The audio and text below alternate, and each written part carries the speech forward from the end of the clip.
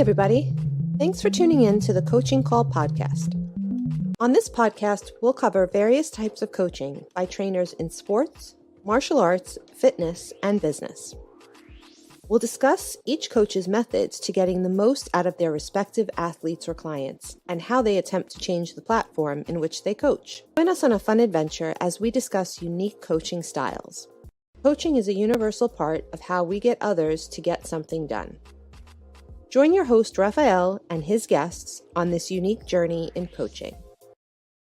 Hi, I'm Sifu Raphael, and this is the Coaching Call podcast. If you enjoy this episode, please subscribe and leave a review. This episode was made possible by listeners like you.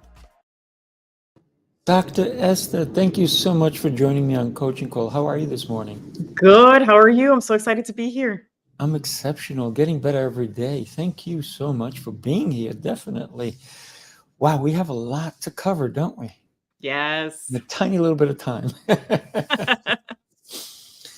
So I know you're between two places, and I love that, the fact that you're traveling all the time. So tell me where you're located today. Oh, today I'm calling in from the Dominican Republic. Oh, very cool. Yeah, Very but it has some challenges because power does go out. And so Ooh. right before this, we didn't have power. And I was like, Oh my come gosh. back on. You need to come back on. So there are those challenges. Yes, but God was speaking and he said, you need to be on the show today. Yes, So he yes. made sure the power was back on. And when we consider what you've done with your life, many people don't know you, don't even know me. But through these conversations, we can share a little tiny bit about us. So I want to get to know you a lot more. And that usually stems from your childhood. For me, that really brings things together. So tell me, where did you grow up and who influenced you even before the age of 10? Yeah, so my story actually starts, if we go back to childhood, from when I was a toddler. So when I was a toddler, I was given 3 weeks to live. So I had a small urethra, and so I wasn't draining, and so I was turning yellow. And at that time in Nicaragua, there wasn't a doctor that could figure out. They tried antibiotics, they tried all sorts of things. So they told my parents in the end, my parents went to neighboring countries and no answer. They're like, I think in Miami they can help her. Now, when they went and called and got the estimate of how much that would be, they're like, even if we sold everything we have, we couldn't pay for that. So my dad's not a religious guy, but he's spiritual. He decided, he's like, I want to play the lottery. And my mom was like, are you serious? You want to play the lottery right now? We're like in a crisis. And he's like, I do. I really feel it. So he played. My aunt was like, I'll do it with you. Because they're, back in the day, I think they still do in Nicaragua. It's not like one ticket like they have in the US. It's like a whole long billete, they call it. So it's like 20 with the same number. But so they split it and they won. Wow. And so they were able to then send me to Miami with my mom for like 6 months, and my life was saved.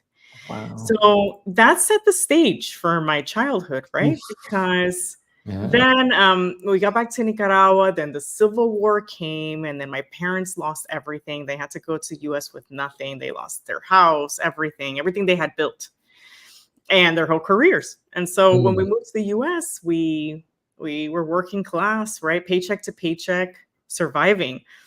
But since I had that childhood, situation trauma, you could say, I then grew up as a people pleaser, perfectionist, and overthinker because, one, I was given a second chance. And then second, I felt that I was a burden somehow. You know what I mean? Like I knew my parents' financial hardships, and I felt that if it hadn't been for the fact that I had gotten sick, they would have had resources. Maybe they still could have played, and then they would have had resources then to not have struggled in the United States. So that's led into me being then the perfect child, the best student, right? Helping, serving, just to anything to make things easier for the family. And I think before the age of 10, what I had was I had a best friend. And I think she's the one who influenced my life the most. I think she taught me unconditional love and friendship and Mm. community. And we just could share everything with each other, our aspirations. She was lived across the street. She was also from a multicultural family. And we just related on such a level. And I think that impacted me forever, because I realized sometimes the people closest to you are not necessarily your immediate family, right? And the people who know you and can see you are not necessarily the ones related to you. Mm. And so that set the stage for my life. Like later, I made community, I made friendships, and I have connections with people all over the world that are not necessarily blood related to me. I think that can see more of me and my gift than my immediate family, right? Mm. So I mean, my journey then continued right from childhood, Yeah. then to then checking all the boxes, right? I was like, oh, I need to figure this out. So I was like, well, the only path I see is the American Dream Society's teaching you, right? Like you need to just get the education. Then from the education, you get the job. And then it said, oh, get married before 30, all the metrics that they show us. And so I went down that path, right? But I did suffer along the way, right? Because in that path of trying to be like perfect and pleasing everyone, I was suffering also in silence. Mm. Time that I was suffering, I felt like I was a burden to others. And even to a point that I remember one point in my life that I felt that burden so much because I felt sad during that time that I tried to take my own life.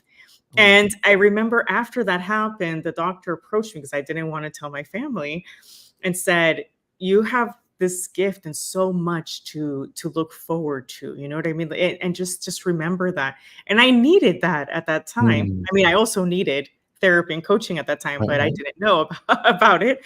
But that message alone helped me realize, oh, maybe I do have value outside of just my achievement or how I help someone. But it's Mm. still, that was like the first time I heard that, right? Everything else was being praised about being a good student and achieving this and helping someone with something, fixing their problem, right? But nothing about like me interior, right? Inside of me.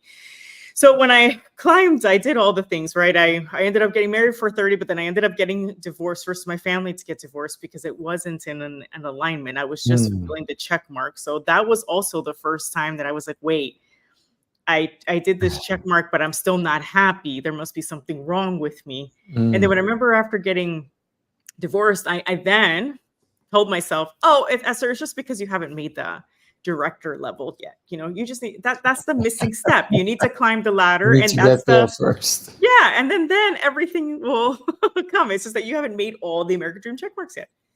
But then when I finally got, the director position, all the check marks, I had gotten remarried, I had the 2 kids, made impact in my workforce, leading big teams. I sat there and I hit rock bottom again because I'm like, here I am in a 5-bedroom house, full staff, all the things that, I was told would bring me fulfillment.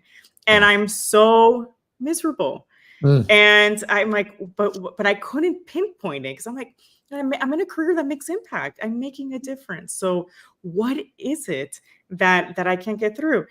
And I remember at that time, see, this goes back to my childhood. I had a best friend, and she was my hairdresser at that time. And I would share with her, and she was like, well, what other ideas do you have? What other things, right? And she kind of helped me unpack it for myself. And I was like, I've always wanted to be entrepreneur. I've always wanted to make a social enterprise where I'm making a huge difference, but also, a global movement, social Mm. enterprise, but it's my own as well. And Right. let me see how far I can take that myself, right? Mm. And she was like, well, you should do it. And I'm like, well, I don't know. Maybe in 7 years when I get my pension and I retire.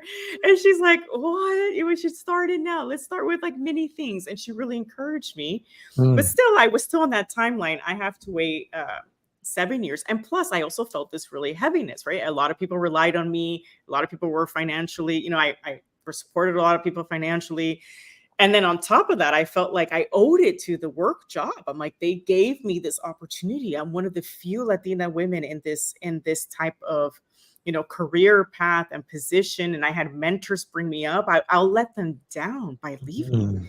So I felt all these pressures and my family, and then what about my Overwhelming. kids? Yeah, and what about my kids?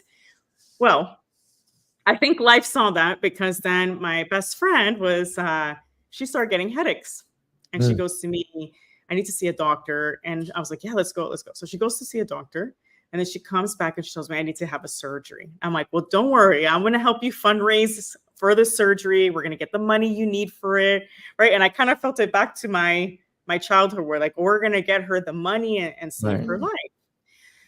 Well, she goes into the surgery on Thursday. And when and then Saturday comes, and she's supposed to be at my house back again on Monday, like normal. Well, we get the call on Saturday that she doesn't make it. And for me, I hit depression, because I was like, I don't understand, like I thought, we raised the money. She was supposed to get the surgery. And then of course I was like guilt and blame. Like maybe I should have researched more doctors for her. Maybe this wasn't the right place. Maybe she needed to go to the US to get this thing. And then I went to her funeral, and then I started to get really upset, because at her funeral, everyone was talking about their own mortality, how death would affect them, but nothing about celebrating the life and the uniqueness and gift that she had. And I remember feeling so frustrated, going, she was so much more than this. Like, why aren't people talking about this? But then when I got home, I was like, well, I know her this way, and I need to honor that. And we had all these plans. And then I started thinking about myself, well, wait, what is my legacy? What would I say, even just for myself? And I was like, is where I am my legacy? Like, do I feel at peace if I were to, like leave this earth tomorrow? And I realized it's not my legacy, what I'm leaving. No, this is not where I want to, like, where I see it, where the movement and the impact I want. So that's when I went on my journey of like healing and really like discovering, like doing everything that I was always helping other people do. Because like my superpower is helping people identify their own mission, vision, and purpose, map it out and keep it going. But I hadn't taken the time to do that for myself, because I didn't think I deserved it.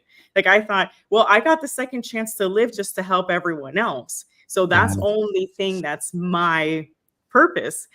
And then I think it was giving myself permission, going, you know what? Yes, you got the second chance, or actually third chance, because I tried to take my own life. But you know what, Esther, you have it. You let's give you permission to do that. Like, what is it for you? And and my husband's super supportive. He's like, it's your time, it's your turn. Like, take that time, and you don't have to feel guilty for it. It doesn't make you ungrateful. It doesn't make you selfish. And so I went through that, and I decided also not to have it completely figured out. Usually I like to have clear, exit plans. I said, okay, you know what? I have 6 months. I'm a people pleaser. So I said, okay, let me transition people out of, give them time. Like, hey, I'm changing my life in 6 months. All these financial support's going to end. I won't be able to do this. I won't be able to do that, but this is what I'm going to do. Yeah, before you go on, and you've unpacked so much. I'm swelling, because it's amazing what you've been through. And I just want to go back a little bit before you go forward anymore. You had a condition that you almost died. And whether your dad was religious or not, there was some intervention that happened that made it so that you serve the purpose that you're serving today. But your dad didn't know that then. All he knew is he didn't want his little girl to die. And he said, why not? What's, the old saying here in New York is you got to be in it to win it, right? So he said, why not? Let's do it. And the fact that he won that money along with your aunt, and he won that money, it was a calling to save you. But then if you think of the message that they lost everything, it's because it was meant only for you. for that moment. So that was the moment that truly did define why he won the lottery. It wasn't to live this life of luxury and what people imagine it to be. It was for a purpose. The purpose was met. After the purpose was met, the struggle started again. And the Yeah. struggle was real because you said working, they lost everything, their careers, everything. And then they came to the US in order to recapture what they lost. And it's not an easy thing once you lose something to recapture it. So I can see the struggle your parents went with. And then I can also see how you can say, my parents are not living the life they want because of me. So there was that blame to yourself. I can see how that made you feel. And you said something very powerful earlier, and you talked about my family. But then I created my own family. And a lot of people, me included, and my own family included, I'm number 10 of 12. So each one of my siblings, I'm their family, they're mine. But they have a different family. They have people they've aligned with, people that they see on a regular basis. In comparison to me, when they see me once in a while, right? They may not call me every day, but their friends, they see, they go to the playground with their kids, they do this, they do that. So those people actually align closer sometimes than blood relatives do because of the common area, the common ground that they cover.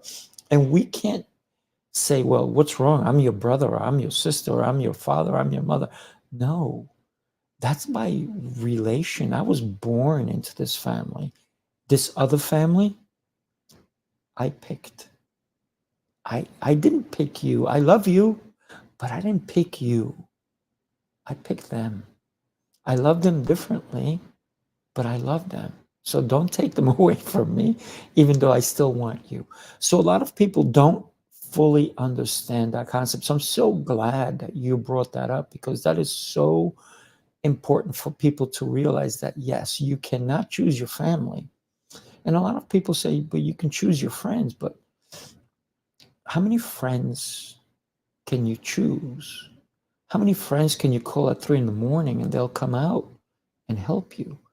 The ones that will, that's your family. Now, if my sisters call me and they say, come now, I'm like, I'm coming, right? But if a friend called, what's the relationship like? Am I going to leave my house, the comfort of my bed, to come out to you and hold your hand? I'm the kind of person that I would, but a lot of people wouldn't. They go like, well, I'll see you tomorrow, And I've had customers of mine call me at 3 a.m. because they're in a dire strait or this or that. And they're like, I know you're up anyway. And I might not have been up, but I'm like, when I answer the phone, it sounds like I've never slept because the minute my eyes open, boom, I am alive. I've been given this gift by God that if I'm alive, if I'm awake, I'm alive. I don't do that. I'm not that kind of person. So you brought up so many important aspects that a lot of people pass by. And you said them so fast that I don't want anybody to skip by them because they're so relevant to who you are and who you've discovered yourself to be. And for your friend to be there, and she was your hairstylist, and she was tender to you because she touched your head, right? Which, when you think of it, that is so sacred. How many people do you allow to touch your head? Not many, right?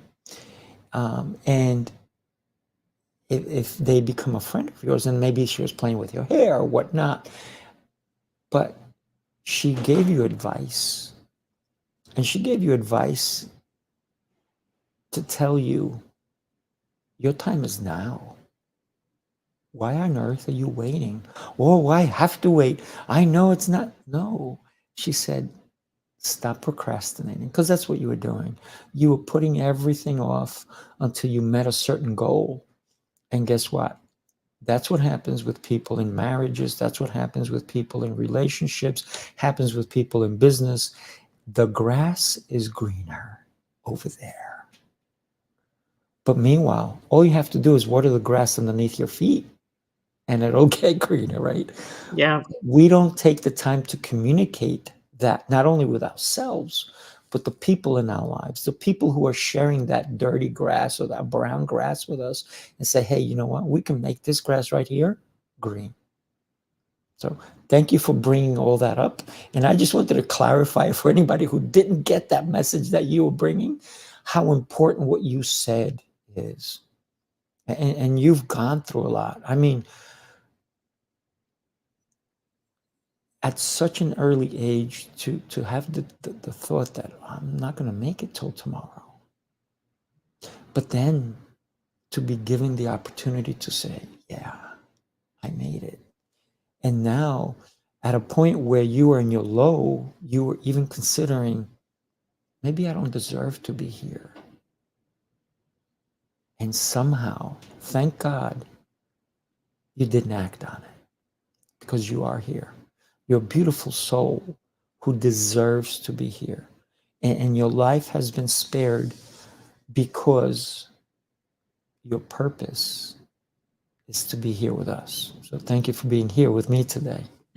Thank you. So you went to the top, you went to the pinnacle, your friend passed away. And you feel empty. 5-bedroom house, but you could have been in a palace with 1,000 bedrooms. You would have screamed, nobody would have heard you until you started communicating with you. Right? Tell me about that. Yeah. It's there that I said, okay, actually, I do have something more than just, serving and chasing and achieving. And that I need to take that time to discover. And it's also looking myself in the mirror and almost realizing too that serving and chasing accolades was safety, right? Like that was a given in the sense that I knew that if I kept on climbing, I would still be rewarded, right, by society. And also, if I stayed there, I would be safe. And by serving everybody, I'm people pleasing. So it's almost a safer route. Mm-hmm. And so I also had to look at myself in the mirror being like, you're choosing safety. You're functioning under fear. And so one side is you deserve to explore it. It's your turn. But also you need to face the fact that you've also been playing it safe. And so if you really want to grow and go to the next level, and also like if I'm helping people, it's also like putting your mask on first. You have to also do what you're saying to other people to do, right? How can I be telling everyone else to do it if I'm not willing to take that jump myself? Lead by example, right? Exactly. And that's more powerful. And lead by example. That's not, if I'm trying to question the system, then I have to move outside the system. And so that took me to, like, I still, as I was mentioning, I still did the safe as part safety of transitioning folks. But I also had to have the strength that not everyone was going to agree with my choice. And most people didn't. I had conversations where I would try to share, set new expectations. People were like, Esther, this is a mistake. You're not going to have any income. And they were all trying to be like, well, maybe the job will let you come back in 2 years. Maybe let's write that in your exit. And I'm like, I can't. I was like, I can't have that safety and those voices. I have to try. And I have to believe that I have experience and tools.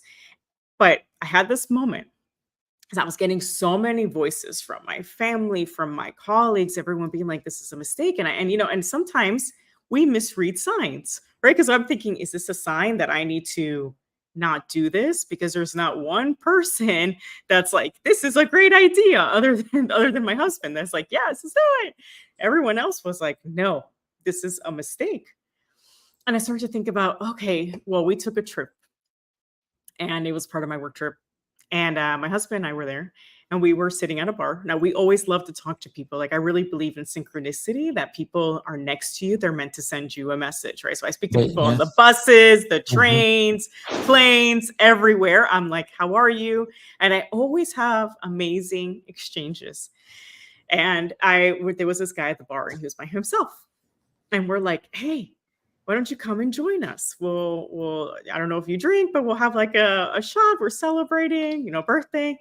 And he comes by and then he just looks at my husband and I and he goes, it's only a risk if you don't have the experience and the skill set. I was like, oh, wow, that's not a message to me. I don't know what it is.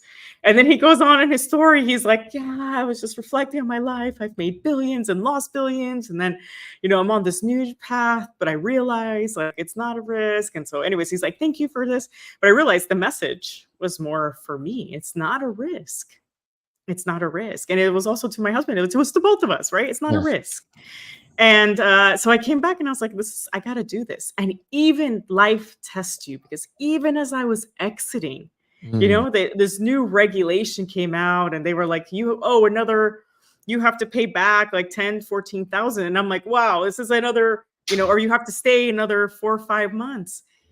And we looked at each other and we're like, we're going to pay this and we're going to get out. Like, we cannot let these obstacles keep us in safety. And so we paid it.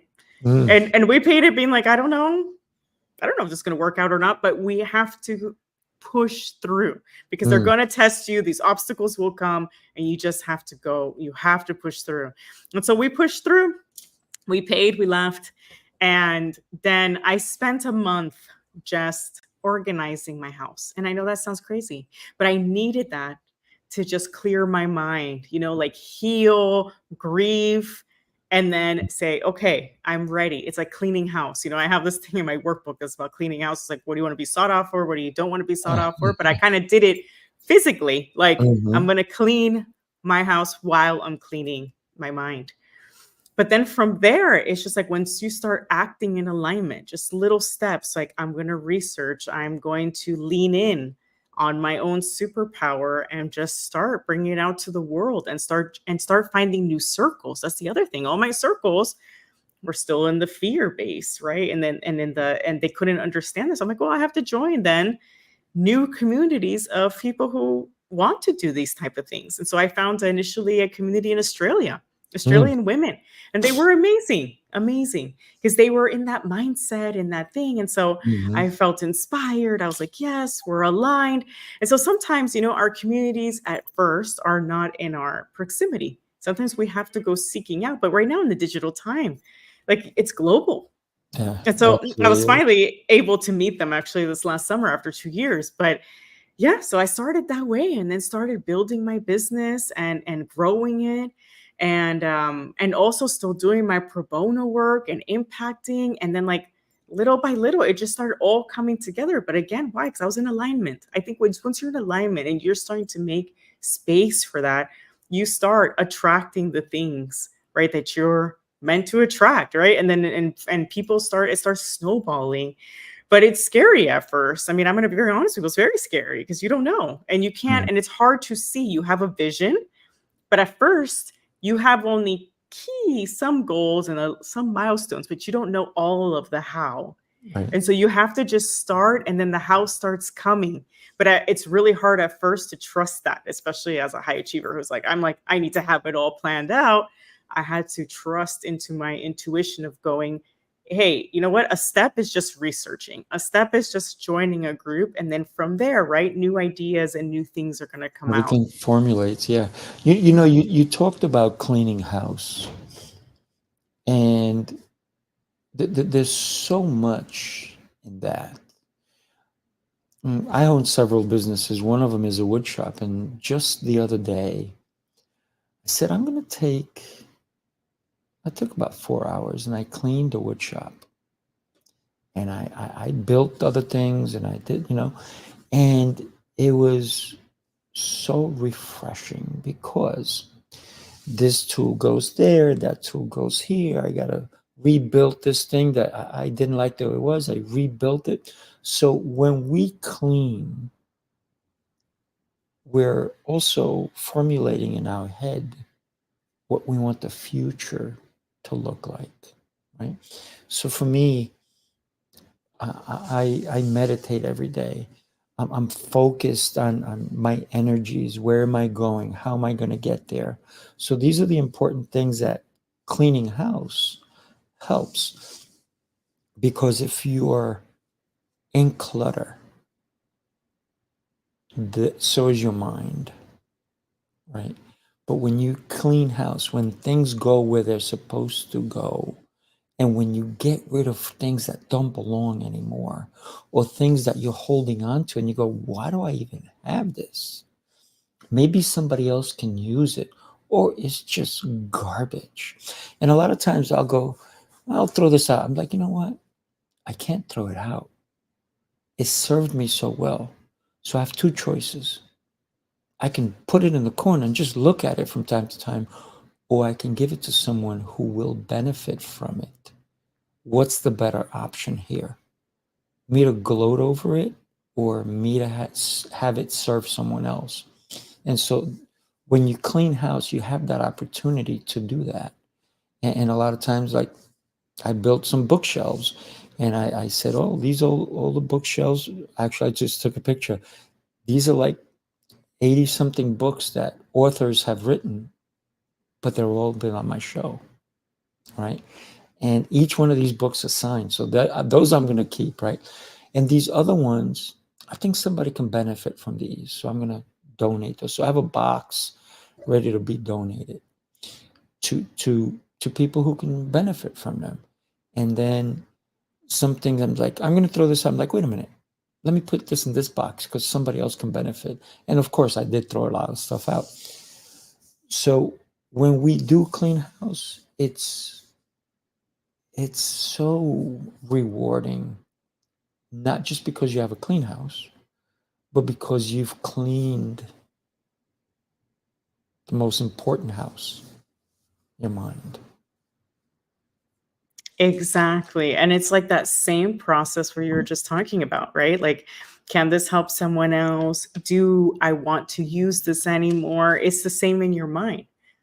Because at this, like, I had to go through the exercise of, yes, I'm good at, for example, I'm a great party planner. But I had to think about, I'm a great party planner, but what are the parties that I want to from now on organize? Because just because I can do all parties, baby showers, Right. I don't know, birthdays, everything else, are those where I want to spend my energy anymore? And I had to be like, no, I actually, with the events I want to do from now on are more about bringing community together and personal growth. But that's kind of part of the mind clutter as well, is going, just because you're good at something doesn't mean you want to necessarily do it anymore. And you can hold the memory of it, but maybe I can give something else and do it a different way. And so it definitely, like, that was part of my mental, as I was cleaning and doing exactly those exercises with the stuff in my place, and also taking out things that, like, I found this in my closet particularly, right? I had a lot of clothes from a long time ago that I was like, oh, when I get back to that fitness level, aspirational, right? But then I had to sit there and think about it. But why am I doing that? I need to love who I am now, and not be like, when I get this way, because then that's part of the check mark thing again. Oh, when if I can do that, I'll wear that again. No, it could serve someone else right now. And later, if I happen to do that, okay, then, I'll tailor in the other clothes. But there's no reason to hold on to stuff either, to think about if I, right? It doesn't serve you. It doesn't serve you well, because actually at the end of the day, what it was doing for me was creating negative thought feeling patterns, right? Because being like, oh, I can't fit into that. So now I feel terrible. And so you have to think about why are you doing that to yourself, Oh, right? yeah. Instead, yeah. And so it's kind of like in the same in your mind. It's like, why there might be a friendship you've been holding for a long time because you said, oh, I have great memories with them, but it's no longer serving you. Oh, Why yeah. don't you just keep it as a memory? And, you know, and then later, if it happens to come back and it can serve you again, great. But if right now, if it's not, you have to just let it go. You have to let it go. For example, he reminded me Yeah. when I was in corporate America, I had 14 suits so that I wouldn't wear the same suit every day. And then, you know, when 1 week went by, they went to the cleaners, and then I had the next week. And then, so it always kept rotating. And I had, you know, within 14 days, I wore a different suit every day, right? And then I would mix which day I would wear what. So nobody would go, everybody's like, you're always wearing a new suit. I'm like, that's right. Because that was how I wanted to show up. When I left corporate America, I gave all my suits away. And then I had to go to a wedding. And I was like, oh man, I don't have a suit. I have to go buy a suit. So I went and bought a suit, and it felt so good putting it on. I was like, I want to buy more than one. So I bought several.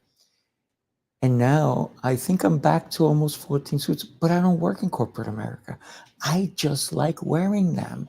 It feels so good wearing them. So now when I go, I have a lot of speaking engagements I go to. So sometimes I used to go just in a t-shirt or a shirt like I'm wearing now. I'm like, you know what? I'm going to go in a suit because it feels good. And people are like, oh, nice suit. And that makes me feel good. I'm not trying to impress them. I'm impressing this guy right here. So when you talked about in your closet, do you want to worry about the clothes that you had in the past? No, let that go, because guess what? You can get new clothes. You can get clothes that suit you today. Because as nice as my suits were, I would still think, these are old. Am I that guy? That's why I'm so happy I gave them away. Trust me, it was a lot of money I gave away, but it was worth it. Same thing, I gave away. I when I decided I was gonna be 100% into teaching martial arts, I said, if I get hurt on my motorcycle, I can't teach. So I wasn't thinking about me. I was thinking about, I can't help others. So I didn't sell my motorcycle like most people would have had me do. I actually gave it away. And when I gave it away to the person, I said, do me a favor. Don't die. Don't die. And here's the funny thing. Like, they used it for 2 or 3 years, and then I said, hey, how's the motorcycle going? They go, oh, good. I sold it. I'm like, oh, good for you. So they made money on the gift I gave, but I was happy for them because they were happy, right? So I didn't give it to them and say, oh, you sold it, where's my share? I didn't do that part because that's not true giving, right? So they fulfilled my request. They didn't die on the motorcycle. And that was the important part. That was the caveat for me giving it to them, to say, make sure you're safe, make sure you're taking care of things, you know.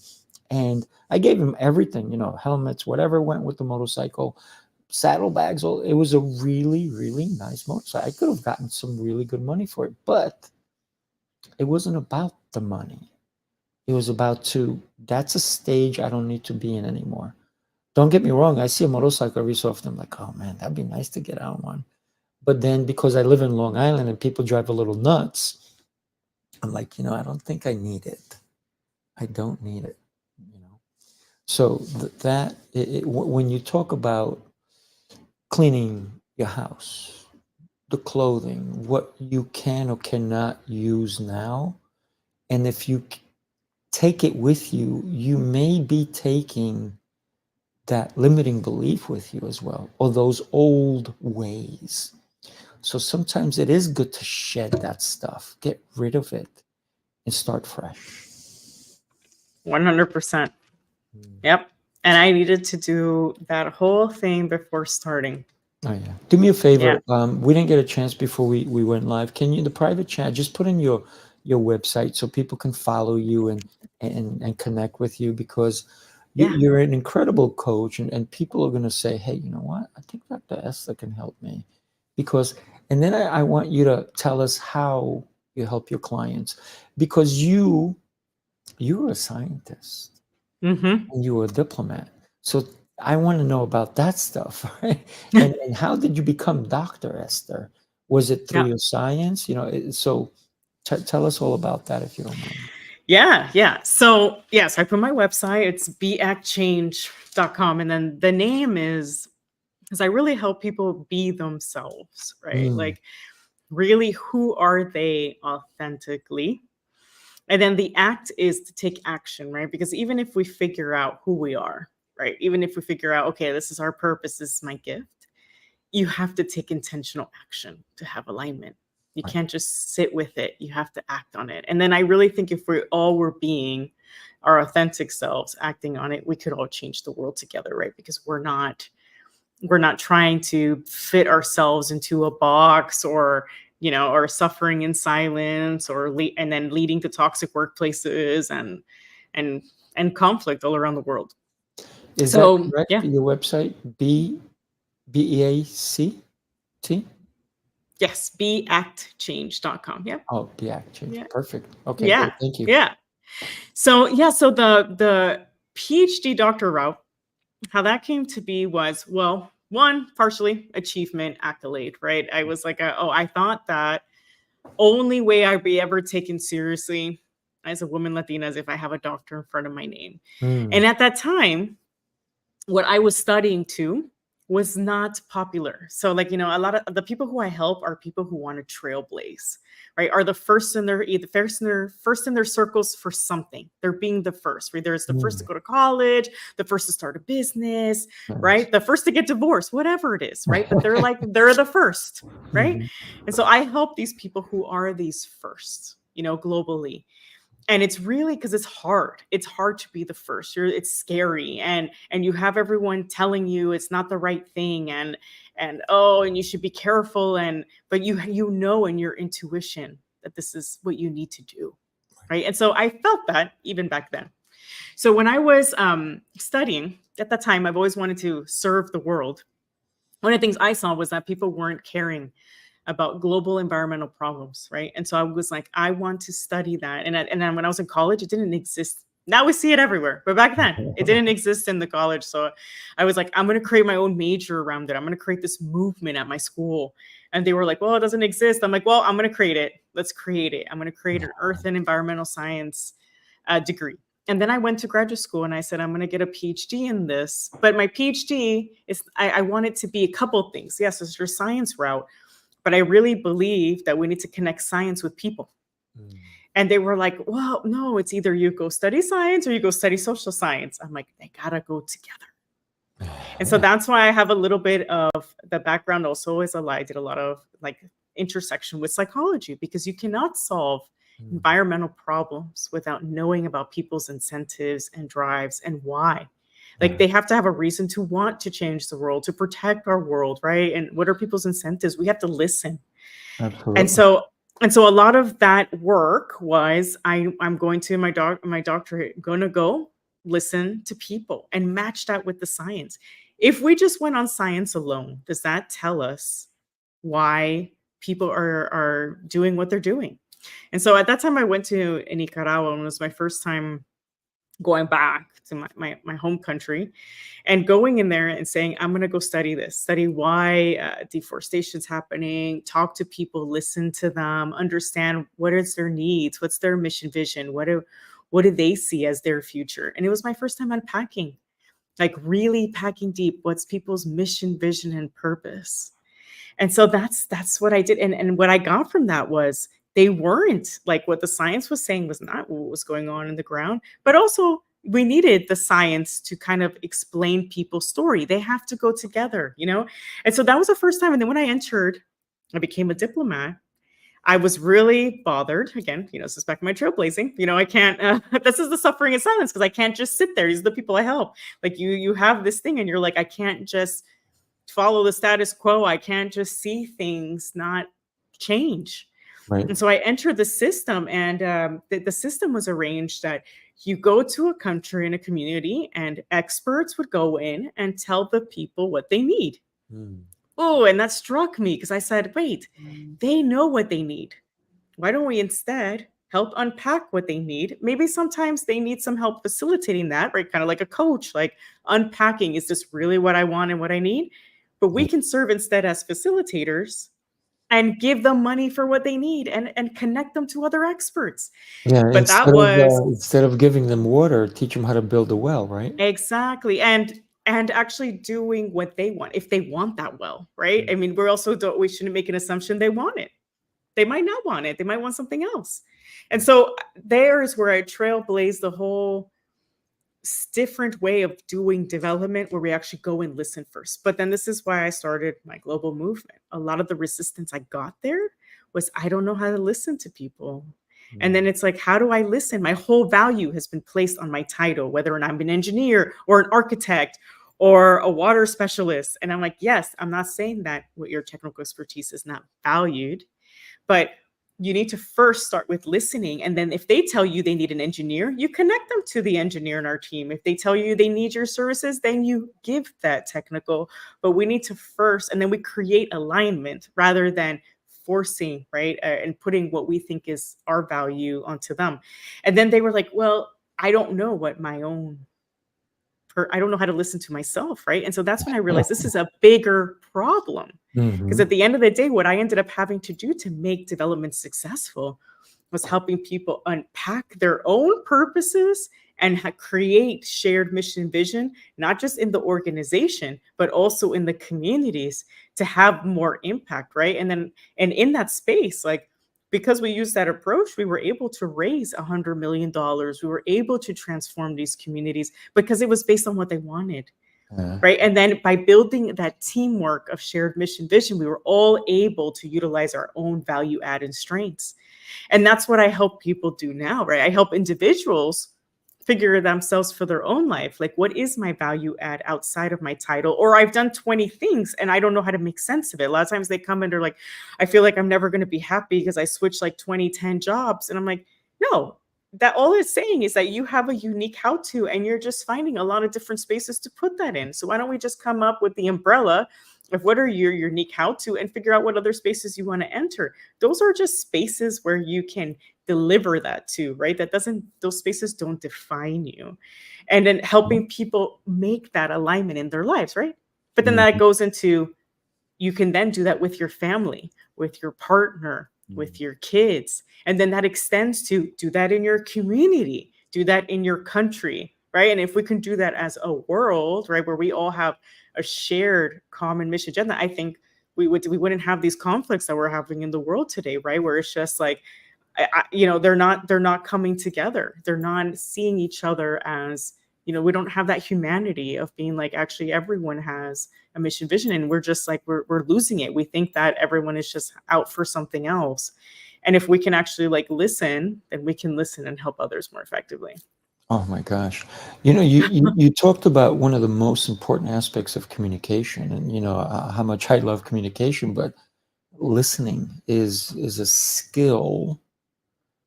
And you talked about they don't even know how to listen to themselves. And that's a skill that can be taught, but you have to be patient with the people you're teaching because sometimes they really still don't want to listen to themselves or to the people around them or to the environment or to community or to their boss or to the employee, anyone. So communication, I think listening is such a lost art.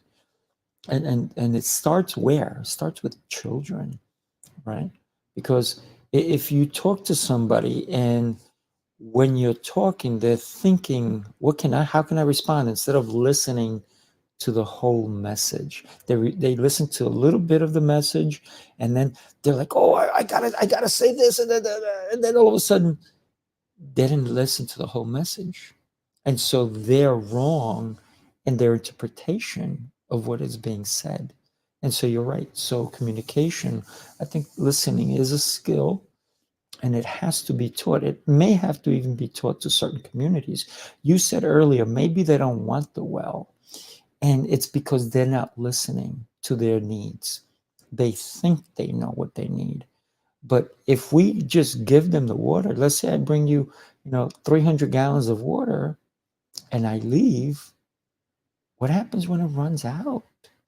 Are you going to beg again for more? Am I going to bring you another 300 gallons? Or is someone else going to do it? What happens if nobody does?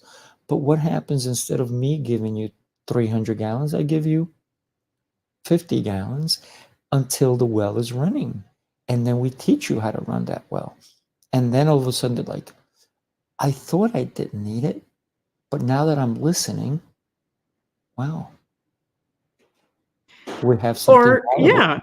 Yeah. or tying it into their vision, like it's more like listening. What is your vision of the 5 years of this community? What do you want to see? And then through that, based on what they want to see, but it's based on what they feel in their, in their heart, what they want to see, then it's like, okay, well, to create that vision, do you agree that these are the things that would have to be, created for that vision? But it's based on the vision they want. I have this great example. I went to this community, and this one project had built latrines there. And then 6 months, the latrines are gone. Oh, And I go in and I'm like, what happened? Right. But I mean, this wasn't my project, it was right. another project. But I'm like, what happened? And they said, well, we didn't want latrines. Like, we wanted roofs on our house. So we took the material and made roofs. That was our urgent need that we needed. Right. And on top of that, they created us latrines, but they didn't involve us in the design. They were all closed up. We felt like chicken, pigs, like caged. And instead, we like to go to the bathroom and see the sunrise and sunset. So we were not involved at all. So at the end of the day, the ground was treated. So at the end of the day, that's fine. What they wanted happened. But the material, like it was a waste, because at the end they needed it for something else. But again, nobody listened to them. There was no shared power. Because it's also like, we can't, it's not, we have even with individuals, everybody's dream is different. Vision, dream is different, right? We cannot impose what we think is the limitless life or the great life onto someone else, right? They have it for themselves. We have to help them unpack it, and then we can help them think about that path to get there. But it can't be us imposing it. It's kind of like, at the end of the day, it's like parenting, right? Like if I was also like, my family was like, I want you to be a doctor, a medical doctor, not a PhD doctor. And I said, well, that's not, at first, before I created my own major, I became pre-med, but I hate hospitals.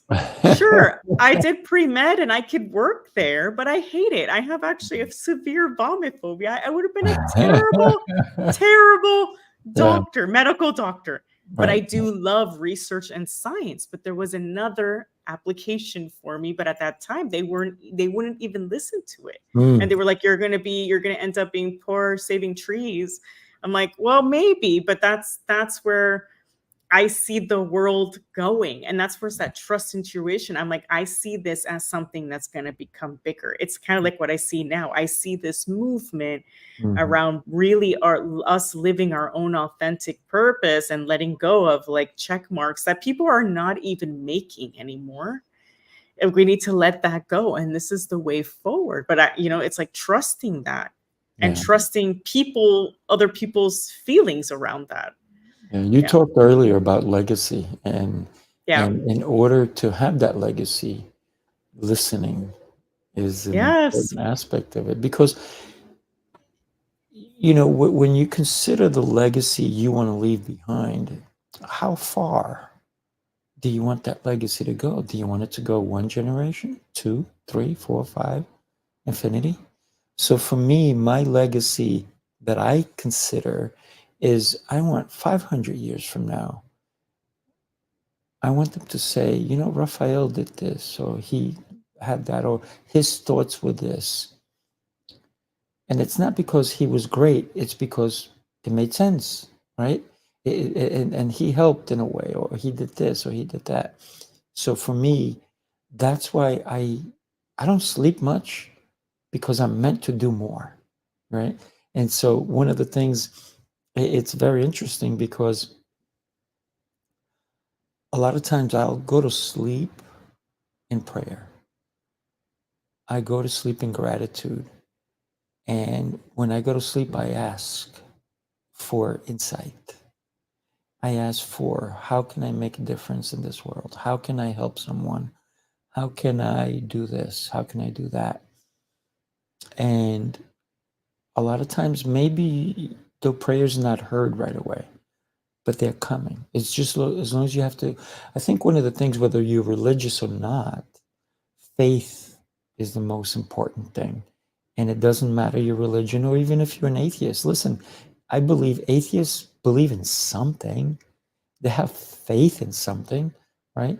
If an atheist is a scientist or a doctor or this or that, and they put an alarm clock on, they have faith that that alarm clock is going to go off, right? And so there is faith that we should live by, and it should resonate with us, that if we have faith in something, if we put our faith in something, but we can't just rely on faith alone. We have to take the actions to make those things happen. Absolutely. And that's one of the huge part of the thing I say. It's about the intentional action. Mm-hmm. Oh, yeah. You got to move towards it, right? And that's the legacy part. The legacy is what you're moving towards, right? And the purpose is how you show up every day, how you show up with your own unique how, and how you're helping the world. And legacy is different for everyone. Like you mentioned, yours goes back, you want to leave 500 years. For some people, it's, I want to impact a couple, like 20 people, and I want those 20 people to feel that I changed their lives. For others is millions. I want to have a, in my case, global movement. I relate a lot to you, because that was my thing in my last job. I felt that voice in me being like, I want more, I can do more. And this is not, it's bigger than here. I don't know exactly where, but it's bigger than here. Right. And those are the people I help too that have that. Like, I know I can do more, and they just need that help on like, but how do I know what is that more? How do I know what that alignment is? And do that intentional action and feel confident about it while they're living out, right, the legacy and they want to live. Mm-hmm. Without a doubt. Yeah. Dr. Esther, you have been so impactful in the words and the way you tell your story. It makes someone want to do something with their life. It makes someone say, you know what? If she can do it, if she's been given a chance at changing her life, her trajectory, her outlook, I can do it too. Right. So I think that anybody listening to us today should understand that we are limitless. The only limits we put on are not ourselves, because someone can tell you, hey, you can't do that. They're only right if you listen to that. They're only right if you. Now, don't get me wrong. Don't go do criminal things, because that would not be cool, right? But as long as it's something that's going to be positive, something that's going to fulfill your life. If somebody tells you don't do that, or you're no good at it, you're not worthy of it, or I don't think you're going to succeed, and you allow those messages to come in, that's the communication that we have to stop, don't enter. So we need to, because every day we're bombarded with millions of messages. A few are good, most are really bad. Social media is going to do that for us. People who are, they want to be better than us, or sometimes it's people who love you. People who love you go, I don't want to see you get hurt, so you shouldn't do that. It's a lot of pain what you're going to have to go through in order to succeed. So I love you. Don't do it. And if you listen because you know they love you, you're not fulfilling your purpose. Because sometimes, listen, a diamond goes through a lot before it's beautiful. So absolutely. What do we have to go through? Should it be, easy? Not always. It's nice if it's easy. It's always helpful, but not everything's easy. Some things are, there's some, you gotta grind it out. You gotta have grit, and sometimes, listen, I do woodworking, and I have a passion for it. And a piece of wood is rough at first. And this is why we start with heavy coarse sandpaper and to smooth it out. And then we go down and down and down and down until we get the fine sandpaper where we do 1,000 grit compared to, 80 grit or 50 grit or 30 grit. And so we need to keep working on it so it does come out beautiful. So when I make a piece of furniture, people go, wow, that's so beautiful. I'm like, you should have seen what it started looking like.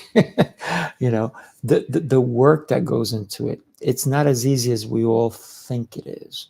So we need to give credit where credit is due when you see something of beauty, because it didn't start that way. When you see a successful person, they didn't start that way. Right? You did not start out the way you are today. You went through Exactly. your tribulations. Thank you so much for being here today. We have to wrap it up, but what would you say is something that you can tell someone that they can take action on today that can impact their life? Yeah, I would say just start with 3 small actions, 3 small things to create your vision. Like write down what would you love your life to be in 5 years? Write it down and then just pick 3 things. The 3 things could be just researching someone that has created that. Maybe the one thing could be just reading a book about it. The third one could be, I'm going to spend some time working on myself. Just 3 small actions, just those steps, right? Starts putting you more in alignment. It doesn't have to be big strides, right? It's just taking those 3 things like towards that vision you want. And I just want to also leave a note that, all those negative voices, just to remember to have empathy for them, because a lot of that is their own projections of their own fears and what all those narratives have been told to them. So they're telling you because that's what's been told to them, and they think they're protecting you.